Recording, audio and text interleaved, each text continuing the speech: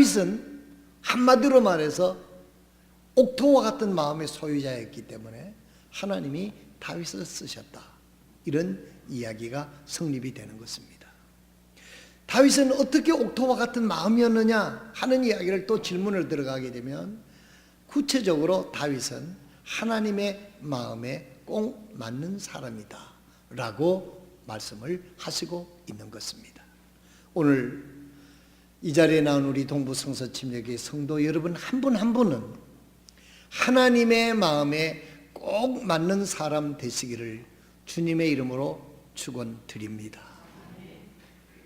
물론 아내의 마음에도 들어야 되고, 남편의 마음에 들어야 되고, 부모님 마음에도 들어야 되고, 이 사회에 요구하는 그런 사람이 되는 것도 중요하지만은, 가장 중요한 것은 우리가 하나님 마음에 맞는 사람이 되면 아내의 마음에도 맞는 사람이 되고, 남편의 마음에 맞는 사람이 되고, 부모의 마음에 맞는 사람도 되고요, 자식의 마음에 맞는 사람도 되고요, 이 사회가 요구하는 사람의 그런 사람이 될 수 있도록 하나님께서 능력을 주시는 것입니다. 이게 믿음입니다. 그래서 우리가 하나님의 마음에 맞는 사람이 되면 우리가 필요로 하는 것들을 하나님이 은혜를 주시고 능력을 주셔서 그런 사람으로 세워주시는 것이 하나님의 우리의 약속인 것입니다. 흔히 우리가 늘 사용하는 말씀 중에 너희는 먼저 하나님 나라와 그의 의를 먼저 구하라, 이 말씀은 너희가 먼저 하나님의 마음에 맞는 사람이 되라, 그리하면 이 모든 것을 너희에게 더해 주신다는 것은 이 천지 만물을 창조하시는 우리 하나님의 능력의 하나님께서 우리의 필요를 아시고 모든 것을 공급해 주셔서 하나님의 능력으로 그 모든 것들을 가능하게 해 주시라고 하나님의 우리에게 도전하시고 약속해 주신 것입니다. 오늘 다윗은 하나님의 마음에 맞는 사람이라고 말씀을 하시고 있는 것입니다. 본문 말씀 22절에 보면, 이 말씀 22절에 보면 우리 다 같이 한번 읽어보십시다. 시작. 그를 패하시고 그들을 위해 다윗을 일으키사 그들의 왕이 되게 하시며 그에 대하여 증언하여 이르시되 내가 이새의 아들 다윗을 찾아내었는데 그는 내 마음에 맞는 사람이라, 그가 내 뜻을 다 성취하리라 하시고, 여기 보면 그는 내 마음에 맞는 사람이라 그랬습니다. 오늘 아침 여러분은 하나님께서 오늘 여러분들의 마음을 보시고 여러분들의 이름을 부르며 그는 내 마음에 맞는 사람이다, 이런 소리를 들을 자신이 있습니까? 무조건 겸손한 척 아니라고 아니에요 이렇게 하지 말고 진지하게 한번 생각을 해보시길 바랍니다. 여기에 우리의 승패가 달려있는 겁니다. 하나님의 마음에 들면 뭐가 우리가 걱정할 게 있어요? 오늘 우리의 고민은 하나님의 마음에 내가 과연 드는 사람인가 하는 것에 고민을 해야 되는 거예요. 사회적으로 얼마나 출세할 것인가, 뭘 해먹고 살 것인가, 이런 것들은 예수님께서 말씀하시는 것은 하나님을 믿지 않는 이방인들이 걱정하는 것이고, 너희는 어떻게 하면 나를 구원해 주시고 영원한 하늘나라, 또 이 땅에서 나를 지키시고 보호해 주시는 그 하나님의 마음에 맞는 사람이 될까를 생각하고 거기에 노력한다고 하면 그 모든 것들은 하나님께서 약속하시기를 내가 그에게 모든 것을 공급해 주시겠다 말씀하신 것입니다. 오늘 우리들이 신앙이 공식이 틀리고 순서가 틀리고 절차가 틀리면 우리가 헛고생하게 되는 겁니다. 시간 낭비하는 것입니다. 오늘 우리는 다시 한번 하나님 앞에서, 하나님께서 오늘 저를 통해서 우리에게 주시는 메시지가 분명히 있을 것입니다. 우리의 각자의 이름을 부르면서 너는 내 마음에 맞는 사람이다 라고 이렇게 하나님께서 불러주시면 얼마나 행복하고 얼마나 힘이 나고 그렇겠습니까? 그렇다고 하면 오늘 어떤 부분이 하나님께서 다윗의 마음에 맞았을까 하는 것들을 다분히 주관적이지만 성경을 바탕해서 하나님의 말씀을 살펴보도록 하겠습니다. 첫째, 다윗은 그 마음의 중심에 항상 하나님이 계셨습니다. 다윗의 중심에, 다윗의 마음의 첫째 자리에 하나님이 계셨다는 뜻이에요. 시편 18편 1절 2절 우리가 다 같이 읽겠습니다. 저기 다 뜨죠? 오 나의 시작. 오 나의 하나님이 되시는 주여, 내가 주를 사랑하리이다. 주는 나의 반석이시요 나의 요새시요 나의 구출자시요 나의 하나님이시요 내가 신뢰할 나의 힘이시요 나의 방패시요 나의 구원의 뿌리시요 나의 높은 망대시로다. 이 말씀의 표현은 무엇이냐면 하나님이 내 마음의 중심이고 하나님이 나의 모든 것이 되고 하나님이 내 마음의 첫째 자리입니다를 다윗은 고백하고 있는 것입니다. 하나님께서 왜 다윗을 그토록 마음에 들게 하셨는가? 여러분, 다윗이 외모가 출중해서 마음이 들었다고 그렇게 유치원생도 아니고 그렇게 생각할 사람 아무도 없을 겁니다. 실제적으로 외모로 치면은요, 사울 왕이 다윗보다 더 멋있었습니다. 더 잘생겼습니다. 키도 크고 아주 멋진 남자였어요. 외모에는 흠이 없는 사람이었습니다. 사울이 그랬다는 거예요. 사울. 내가 또 다윗이라 그랬는지. 사울이 그랬다는 거예요. 외모로 빠지질 않았습니다. 비교를 한다고 하면 다윗보다도 외모 부분은 성경이 서술하기를 사울이 훨씬 더 멋있게 나와 있습니다.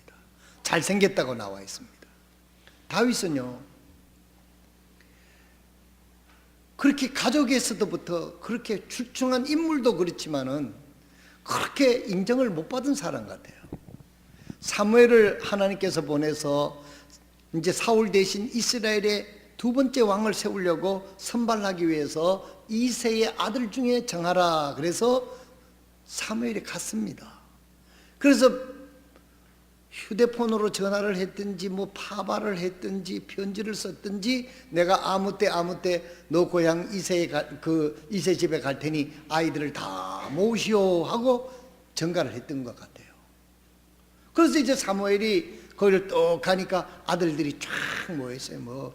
이발도 했을 거고 옷도 좋은 걸 갈아입고. 여러분 그때 당시 하나님의 종이 최고였는데 그 종이 모아서 이런 암시를 줬기 때문에 전부 다 나름대로 다 그리고 꾸미고 나갔을 것 같습니다.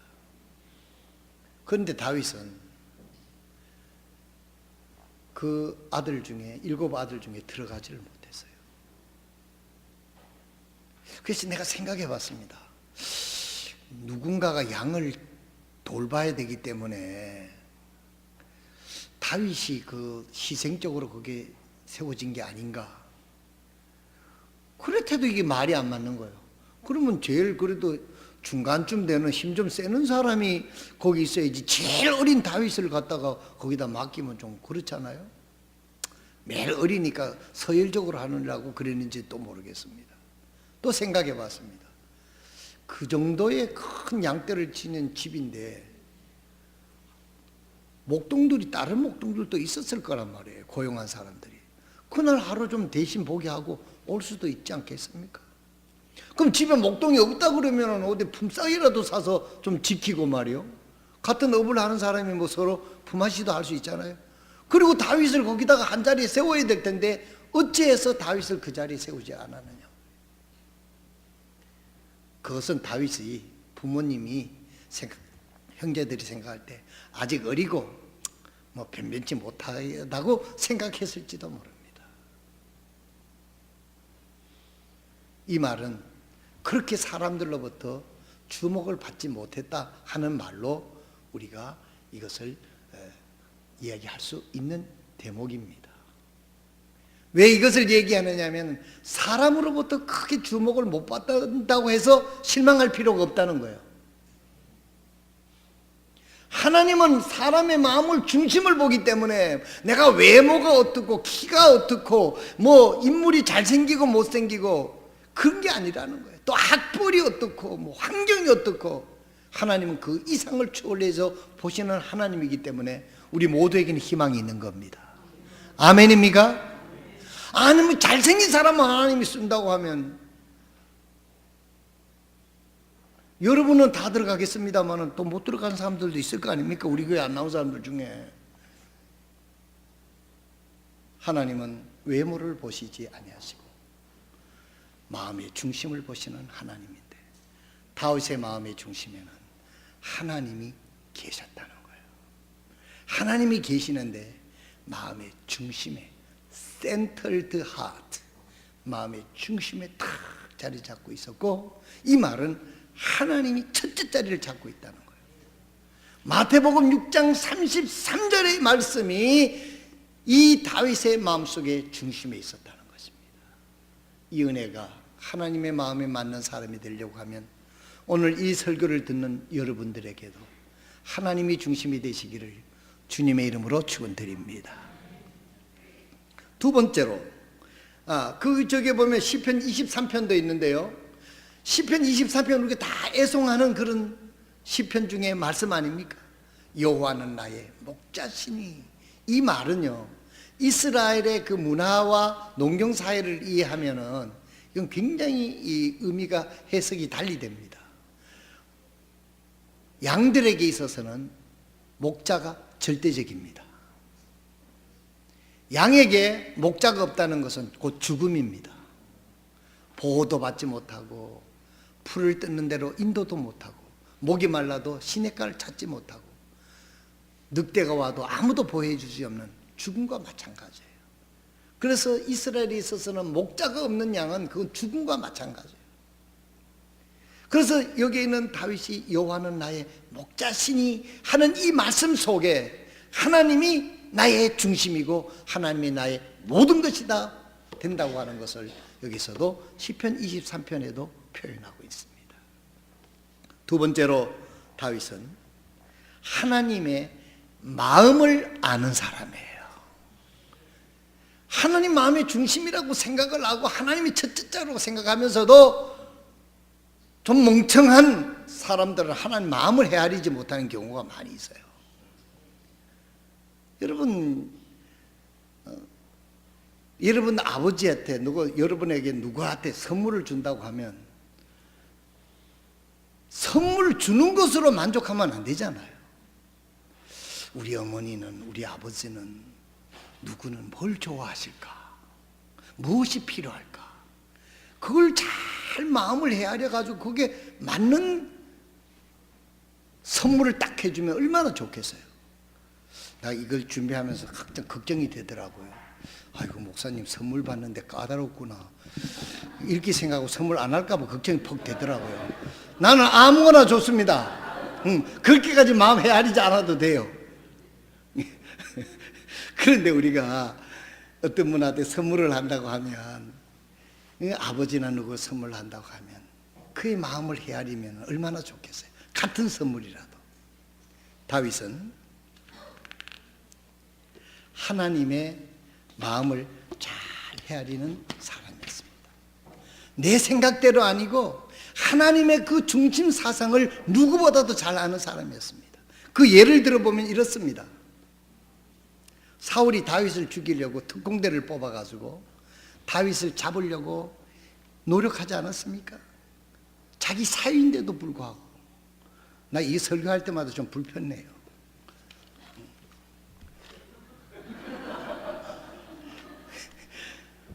자기 사위인데도 특공대를 뽑아가지고 잡으려고 그랬는데 그것도 마음에 안 와서 자기가 직접 군대를 끌고 간 거예요.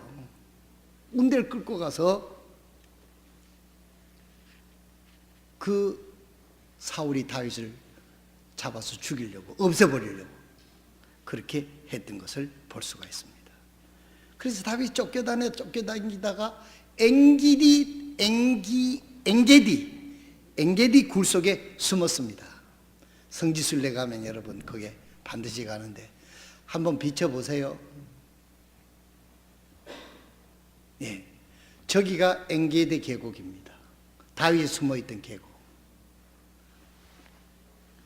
잘 보입니다. 제가 이걸 설치를 한 후에 요즘에 신경 많이 씁니다. 이거. 예, 설교 원본을 미리 보내가지고 지금 준비한다고. 저기가 엔게디 계곡이에요. 여러분, 우리가 볼 때는 저건 뭐 계곡이 그거 이렇게 생각하지만은요, 온 사막이 사막이고 풀 한 폭이 없는데 저 계곡엔요 물이 흐릅니다. 폭포도 있어요.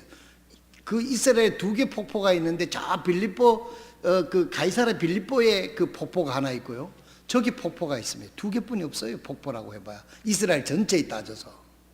그러니 저 계곡이 얼마나 소중한 계곡이겠어요. 그리고 가에 숲이 있어서 계곡에서 불어오는 시원 바람이 있고 물이 있고, 그러니까 사람들이 찾고 군대를 데리고 숨기가 좋은 지역이었습니다.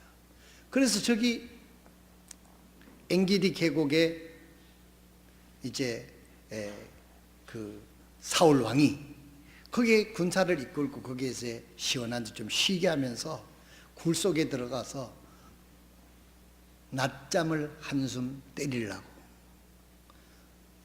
저기 방송이 들어가니까 조심해야 돼요. 한숨 낮잠을 자려고. 여러분, 우리 교회 지금 기술력이 좋아가지고요, 유튜브에 동부성서 침례교회를 휴대폰으로 치면 이 예배 실황이 다 그대로 전 세계적으로 지금 뜹니다.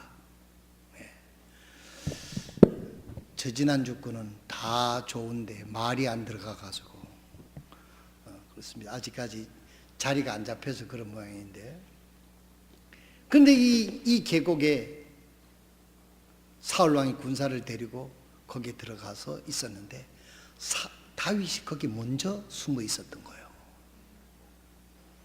딱 숨어 있다가 보니까 사울이 뭣도 모르고 와서 내가 생각한 건데 모욕을 탁 하고 시원하니까, 얼마나 여름에 햇빛에 피곤하던 몸이 시원한데 모욕을 하고, 이 시원한 그늘 굴이 있으니까 거기 자리를 깔고 한삼 자기가 좋습니까? 그냥 눕자마자 코를 드릉드릉 그러면서 자는 거예요. 사울이 그 뒤에서 딱 숨어 있어서 한 칼에 그냥 죽일 수가 있는 거예요. 다윗도 장수 아닙니까? 장수가 맞짱 떠도 이길 수 있는데 자는 거 죽이려면 일도 아니지 뭐. 그런데도 다윗은 그렇게 하지 않았어요. 왜 그렇게 하지 않았습니까? 다윗은 자기 생각에는 얼마든지 그렇게 하고 싶었지만 다윗은 하나님의 마음을 알았기 때문입니다. 하나님이 기름 부어서 세운 종을 다윗이 그렇게 죽이는 것을 하나님이 원치 않는다는 것을 다윗이 알았다는 겁니다. 그래서 살며시 가서 옷자락만 칼로 잘랐어요. 그리고 쫙 멀찍이 떨어져서 이제 사울이 잠을 깨가지고 나오니까, 왕이여 보십시오. 나는 당신을 죽일 마음이 전혀 없습니다. 당신의 대적도 아닙니다. 내가 죽을 마음이 있었으면 여기 옷자락을 보십시오. 자기의 진정성을 얘기한 겁니다. 다윗은 자기의 어떤 알량한 인간적인 사랑이라든지 도리가 아니고, 인간적인 사랑과 도리라고 하면 자기를 죽이려고 했는데 죽이면 정당방위고 누가 봐도 떳떳한 거겠죠. 아무리 그렇다고 하더라도 하나님이 아니면 아니다라고 하는 것이 바로 다윗의 마음이었어요. 하나님의 마음을 헤아려 알았기 때문에, 하나님이 무엇을 원하는 것을 알았기 때문에 다윗은 자기가 그렇게 할 수 있는데도 불구하고 하나님의 뜻대로 하나님 마음을 이해하고 사울을 죽이지 않았던 것입니다. 그때는 아직 사울이 죽을 때가 아니라는 것, 때가 아니라는 것, 하나님 마음을 알았기 때문에 다윗은 그렇게 하지 않았다는 것입니다. 그 다음에 그림 보게 되면, 여기 보면 그 엔게디 계곡 밑에 이렇게 보니까 거기다는 나무를 심어가지고 그 평지인데 저렇게 관광 코스가 돼 있더라고요. 또 넘겨보시면 여기 폭포도 있어요. 이스라엘에 폭포가 몇 개 있다 그랬어요?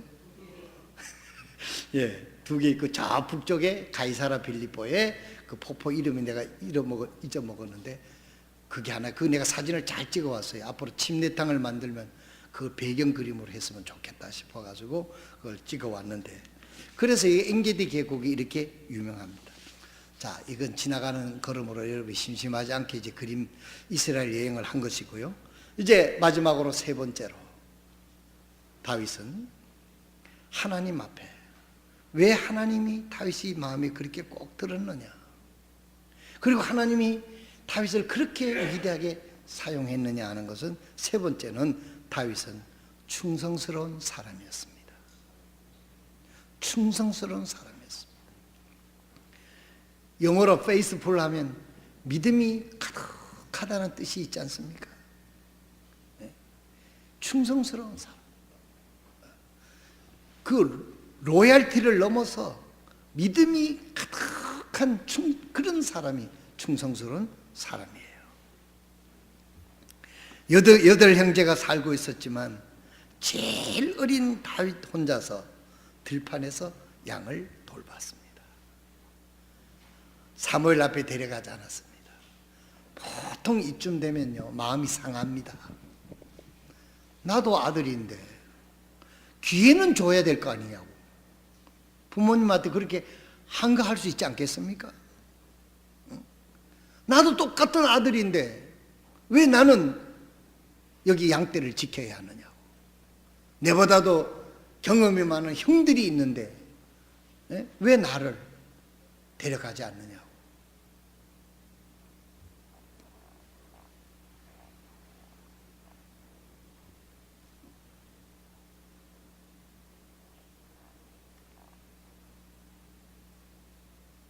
그러나 다윗은 자기에게 맡겨진 그 일을 불평하지 않고 최선을 다해서 충성했습니다. 충성된 사람에게 일을 맡기라고 그랬습니다. 하나님은 충성된 사람에게 맡기라, 그가 또 다른 사람을 세울 수 있겠다고 말씀을 하신 거예요. 하나님은 충성스러운 사람에게 관심이 있고 충성스러운 사람을 쓰시는 줄로 믿으시길 바랍니다. 저는 이 말씀을 준비하면서 우리 교회 성도들을 생각했습니다. 지난 40년 동안 함께 해온 우리 사랑하는 성도들의 얼굴이 쭉 지나가면서 참 하나님께 감사하다, 그런 생각을 했습니다. 우리라고 해서 불만스러운 일이 없었겠습니까? 섭섭한 일이 없었겠습니까? 그럼에도 불구하고 하나님 마음을 헤아려서 하나님께 충성하는 이런 사람을 하나님은 쓰시고 하나님의 마음에 드는 사람이다 하는 것을 볼 수가 있습니다. 다윗은 자기가 맡겨진 일에 있어서 충성했어요. 한 번은 아버지가 두 형들이 이제 블레셋과 전투가 있어서 나가 싸우는데 면회를 보낸 거예요. 집에서 음식을 쫙 해서 다윗을 이제 들려가지고 전쟁터에 가서 형들이 잘하고 있는지 가서 보고 오라. 그래서 그 더운 지방에 그 나귀를 탔든지 걸어갔든지 그 가서 이제 음식을 나누어 주니까 그 형들이요, 그 면회 왔으면 고맙다고 그래야 되잖아요. 여러분 사도행전 17장 읽어보면 네가 또 잘난 척하러 왔느냐, 어린 게 여기 마러 왔느냐, 막 등등 야단을 치는 거예요. 근데 이 다윗이 딱 가서 상황을 보니까 이게 영 아닌 거예요. 왕으로부터 시작해서 뭐 장군, 하사관까지, 병사들까지 전부 다 그냥 투구를 눌러쓰고 쭉 앉아가지고 코가 네 대자는 빠져가지고 앉아있는 거예요. 아니 이게 어떻게 된 일입니까? 그런데 또 보니까 저기 골리앗이라는 사람이 전봇대만큼 큰 사람이 와서 막 이스라엘 하나님을 모욕하는 거예요. 여러분 이스라엘 민족을 모욕하는 게 곧 하나님을 모욕하는 거예요. 여러분, 교회를 모욕하거나 교회에 이런 것을 하면 곧 하나님을 모욕하게 되는 겁니다. 그렇기 때문에 우리의 생활이 거룩해야 되고, 우리가 좋은 간증을 살 때 하나님이 영광을 받으시는 겁니다. 그래서 우리가 거룩한 간증을 남기는 삶을 살려고 노력을 해야 되는 거예요.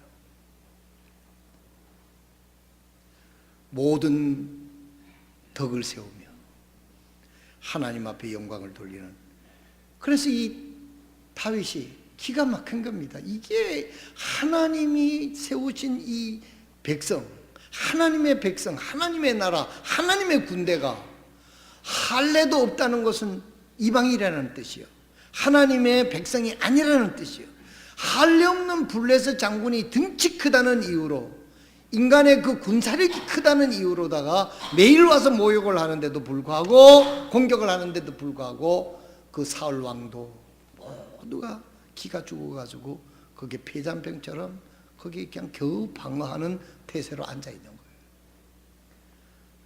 여러분이 잘 아는 대로 다윗은 영적인 거룩한 분노가 일어나기 시작했습니다. 우리가 하나님의 백성이 아닌가,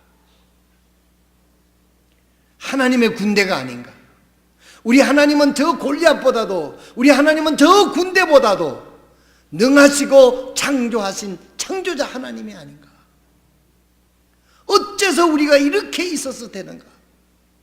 그래서 그가 그야말로 유관순 누나처럼 분연히 일어나서 총칼 앞에 나가는 거예요. 여러분, 엊그저께 3.1절 우리 안수식 날도 있었지만 그날이 3.1절 100주년 되는 날입니다.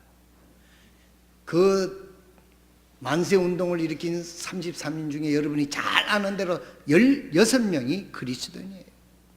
천도교인이 2명, 그러니까 그렇고 불교인이 1명인가 그렇고 그렇습니다. 그리고 모든 운동이 교회 안에서 나라를 찾겠다, 하나님 대신에 일본 황제대가 신이라고 절하라고 강요하는 이런 시대에 이건 도저히 아니단 말이에요. 교회 종까지 뛰어가지고 무기를 만드는 이 나라는 망한단 말이에요. 우리가 왜 외세에 눌려서 우리 주권을 뺏기고 노예 생활을 해야 되느냐. 이 3.1절이 돼가지고 무슨 그 방송이나 이런 신문에 쭉 얘기를 해본 거 보니까요, 내가 생각했던 그 이상으로 우리 크리스찬들이요 참 목숨을 걸고 나라의 독립을 위해서 싸웠더라고요. 여기 있는 다윗이 분연히 일어나서 내가 나가겠습니다 그랬더니 사울 왕이 하는 말이, 너는 아직 안 된다, 어려서. 그러니까 여기 다윗의 충성심이 여기서 나오는 겁니다. 어떻게 나옵니까? 여기 우리 한번 보겠습니다. 사무엘상 17장 34절, 요거만 한번 맞힐 테니까 잘 들으세요. 사무엘상 17장 34절에서부터 36절 다 같이 읽겠습니다. 시작. 다윗이 사울에게 이르되 당신의 종이 자기 아버지의 양들을 지킬 때에 사자나 곰이 와서 양떼에서 어린 양을 움켜가며 따라가서 그것을 치고 그것의 입에서 그것을 건져내었고, 그것이 일어나서 내게 대항하면 내가 그것의 수염을 잡고 그것을 쳐서 죽였나이다. 당신의 종이 사자와 곰을 죽였은즉 살아계시는 하나님의 군대에게 도전한 이 할례받지 않는 백성 블레셋 사람들도 그 짐승과 가운데 하나같이 되리이다. 또 다윗이 이르되 나를 사자의 발톱과 곰의 발톱에서 건져내신 주 그분께서 나를 이 블레셋 사람의 손에서 건져내시리이다 하니, 사울이 다윗에게 이르되 가라, 주께서 너와 함께 계시기를 원하노라. 다윗은 그때만 충성스러운 사람이 아니고 그 전부터도 충성스러운 사람이에요. 늑대나 곰이 와서 그 양떼 하나 물어가면 아이고 많은데 뭐 이렇게 하기가 쉬울 텐데, 그때 당시에 충성스러운 목자는 그렇게 하면 안 된답니다. 그 문화를 읽어보면 이 목자도 보면 목동이 있고 목자가 있고 대목자가 있어요. 그런데 대목자는 이제 모든 것을 관할을 하는데 이제 집에 들어와 가지고 양을 셀 때 한 마리가 없어지면 그걸 보고를 해야 된대요. 그럼 보고할 때 늑대가 하나 물어갔습니다. 이러고 보고가 끝나는 게 아니에요. 그럴 경우에는 그 목자가 쫓아가 가지고 끝까지 그 늑대를 따라가 가지고 뒷다리 하나 남았더라도 그걸 가지고 와 가지고 여기 내가 끝까지 그 늑대를 쫓아가서 이걸 찾아왔습니다 해야만 그때 당시에 목자로서의 자격이 있었다는 거예요. 목동으로서. 다윗만 그런 게 아니고 그때 당시에 그게 문화이고 목독의 윤리이고 직업의식이었단 말이에요. 그래서 거기서부터 자기는 자기 아버지의 양떼를 지켜도 끝까지 그렇게 해서 충성스러운 목자였다는 겁니다. 그래서 여기 현장에 와서도 하나님의 자녀로서 하나님께서 영광을 받지 못하고 하나님의 군대가 저랬을 텐데 내가 가만히 있을 수 없습니다. 내가 나가서 싸우겠습니다. 이겁니다. 충성스러운 거예요. 백성으로서, 이스라엘의 백성으로서, 군인이 아니었지만 하나님이 영광을 받지 못하는 것을 견딜 수가 없었던 것입니다. 사랑하신 여러분, 어떤 사람이 하나님의 마음에 드는 사람입니까? 나는 좀 고난을 당해도 하나님이 영광을 가릴까 봐 마음 아파하는 성도가 하나님의 마음에 드는 사람입니다. 하나님은 어떻게 되든지 간에 내만 잘 먹고 살면 된다, 이 마음 하나님이 보실 때 어찌 그런 사람의 마음이 들겠어요? 우리 인간적으로 생각해도 그렇지 않습니까? 하나님은 사랑이 많으신 분이니까 뭐 그렇겠구나 이렇게 이해하실 줄은 모르지만 하나님 마음에 들지 않는 건 분명합니다. 오늘 우리들은 어떻습니까? 그저 내만 알고 내가만 복받고 내만 잘 사고 내가 잘 되면 그만이고 내 기도 안 들어주면 하나님 앞에 입이 삐죽삐죽거리고 내 맘대로 안 되면 하나님이 어떻고 저쩌고. 다윗은 그러질 않았어요. 자기하고 아무런 이익의 관계가 없습니다. 그렇지만 크게 봤을 때 이스라엘 민족, 독립운동 하신 분들이 자기 유익을 위해서 독립운동했습니까? 나라를 위해서, 하나님의 나라를 위해서. 그 크리스찬들이 유관순 같은 분, 지금 미국에서 그분 그 기념하는 뭐 그거를 만든다고 그러더라고요. 그 기록이 있어가지고 민주주의를 위해서 이렇게 한가한 그 압제에서부터 한 여자로서의 그런 그걸 해가지고 자기 유익이 아니고 나라를 위해서. 다윗은 하나님의 영광을 위해서 자기가 목숨을 걸고 골리앗과 싸우러 나가는 겁니다. 그런데 자기 만용이 아니었다는 것은 사자의 발톱에서 건져주신 하나님이, 하나님 모욕하는 저 원수를 향하여 가는데 하나님이 나를 도우실 것을 저는 확실히 믿습니다. 그리 아니하실지라도 나는 후회하지 않습니다. 죽더라도 나는 내가 할 로얄티를 다 할 겁니다. 충성을 다 할 겁니다. 그리고 나간 거예요. 내 영은 하나님의 능력을 믿었고 그의 태도는 로얄티한 겁니다. 헌신하고 충성스러운 그런 마음으로 나간 거예요. 그 결과는 여러분들이 잘 아시고 있지 않습니까? 이제 말씀을 마치고자 합니다.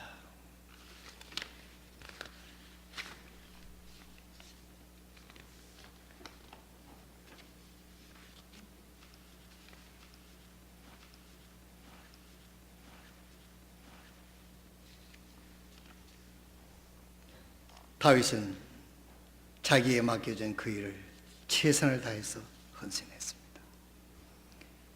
이 세 가지를 우리가 여러 가지가 있지만 오늘 세 가지를 아침에 살펴봤는데, 오늘 여러분들은 하나님 앞에 하나님의 중심의 삶을 살고 있다면, 하나님의 마음에 두 번째가 뭐였죠? 하나님의 마음을 헤아려 아는 사람이었습니다. 세 번째는 충성스러운 사람이었습니다. 하나님 마음에 꼭 들었어요. 그래서 하나님께서 하나님이 허락지 않으면 그 누구도 다윗의 생명을 해할 수가 없었습니다. 하나님이 그를 지켜주시고 그를 하나님께서 쓰셔서 이스라엘이 하나님 중심의 국가로 세워지는 일에 다윗이 놀랍게 쓰여졌고 그의 아들 솔로몬을 통해서 하나님의 역사는 진전됐던 것을 볼 수 있습니다. 오늘 아침 여러분들은 하나님의 마음에 합한 사람이 되기 위해서 나에게 필요한 것은 무엇인가 오늘 생각하고 하나님 중심이 되는 하나님 마음을 헤아리려고 애쓰는 그리고 하나님께 하나님의 일에 충성을 다하는 그런 성도가 되어서 그 중심을 보시는 여러분 우리가 그런 마음을 가지고 그렇게 노력할 때 하나님은 우리는 결과를 따지지 않고 그 마음을 이미 보시고 우리를 축복하신다고 하시는 그 하나님의 메시지를 우리는 듣고 우리 모두에게는 희망이 있는 겁니다. 이 은혜가 여러분에게 함께 하시기를 바랍니다. 우리 다 같이 일어나셔서 기도하겠습니다.